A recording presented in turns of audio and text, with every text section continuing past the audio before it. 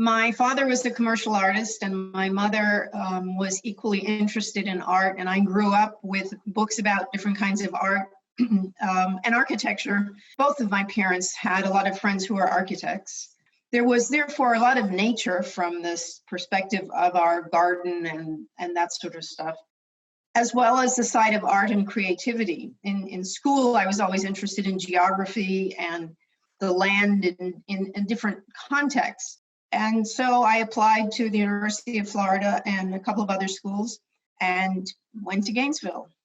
At the time, the University of Florida was what you would call a nuts and bolts design school. And so we learned to design, construction, the arts, architecture, history, sort of a broad context of where the profession was, very Eurocentric, of course, back in those days, and where the profession might go. So we also learned about Burle Marx and noticed there were no women we learned about. I don't think that was intentional. I just think nobody bothered to write about it personally. Maybe I'm being naive about this, but back in those days, there were lots of jobs and people actually came to the university and interviewed you and asked you to come and work for them. So I didn't ever do a resume. The way in which the program worked, our professors believed that we went to college and we took the exam until we passed it. And in that intervening period, we went through however many years you had to before you could actually get credit for it. After that context of learning the craft in a hands-on way, I then went on to work for the city of Miami, which was a really big chunk of my career. And there we started to get much more engaged, or I got much more engaged in public involvement, public engagement, and the policy of design as opposed to actually hands-on design. So this is 10 years into my career, 8 years into my career. And that's where I have stayed for the rest of the career. I think that the biggest piece of the puzzle for me was that public engagement, was working with community groups, making little models and with little wire trees and putting them up at desk height so that the kids could actually look at the ground and figure out what a tree was, that providing them with a way to see things in 3 dimensions, the way we were trained to do, but obviously everyday people don't usually do that. But the public realm work really did interest me. I think that amongst everything else, it was really an opportunity to create a broader footprint of what we or I could give back to the communities that I wanted to. I mean, I wanted people to be able to get in touch with nature in different kinds of ways and have their lives as enriched as my life was, growing up in Jamaica, having my father being interested in gardening and all of those other things. How does public engagement fit in? Is it a gender-related activity? Is there something that women bring that men don't bring? I think it may well be the way one grew up as opposed to a gender context.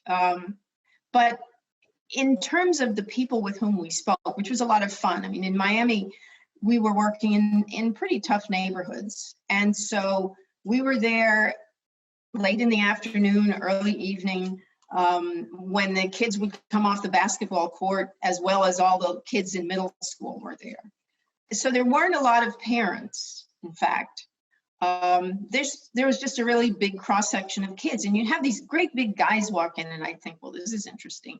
But they were just fun kids, they were overgrown teenagers, and they were interested in what it was going to look like if it could be better and different. I mean, very basic things like, can you please replace the poles on the basketball court? But our agenda was much bigger than that. We were really interested in introducing people to a broad cross-section of opportunities for recreation, as opposed to, here's what you had, so we're going to give you more of it. And so that was fun, beginning to engage people in sports they hadn't played.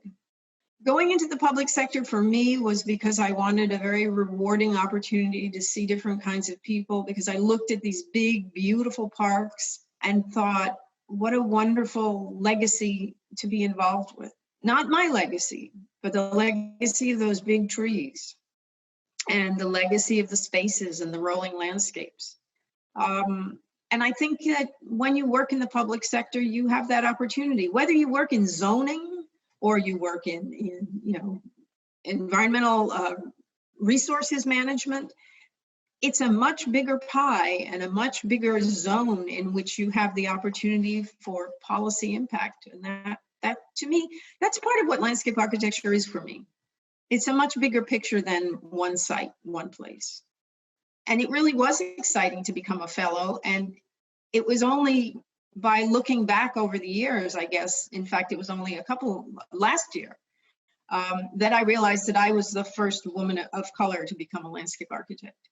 And that was very exciting. I thought, my goodness, am I going to be able to live up to this one? But it was an honor and it was a pleasure. And it also, for me, just makes me want to sit up a little straighter and make sure that the work I'm doing now as a volunteer and otherwise continues to provide a platform for young practitioners coming up, whether they're men or women, people of color or not, to demonstrate what aspirations each person can have and then fulfill them.